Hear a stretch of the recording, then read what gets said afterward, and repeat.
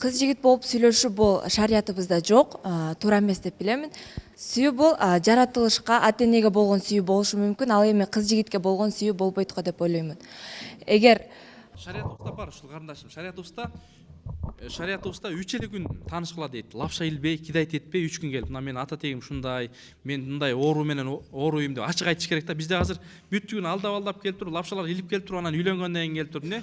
Бардыгы брак болуп чыгып атат, тилекке каршы. Ошон үчүн шариятыбызда ачык айтат. Ата тегин ким, каяктан баарын изилдеп туруп, анан кийин үйлөнүшкөн. Бизде болсо азыр 3 жыл, 5 жылда үйлөнүшөт. Бишкекте бак төргөсү бар.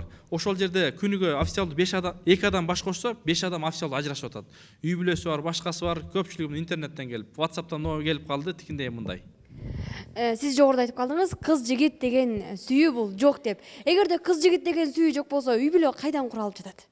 бул үй бүлө бул ата энеси кызды жактырып, ошол кызга сөйкө салат деп ойлоймун Демек да. жогоруда агай айткандай, тиги ата энеңиз бир баланы сунуштаса, мына бул бала жакшы деп сунуштаса, сиз ошол ата энеңиздин сунушуна макул болуп кете бересиз, Ата энем эгер ошол баланы мага татыктуу деп меме кылса, макул болмокмун. Азамат, ушундай кыздар көп болсо келечек оңолот.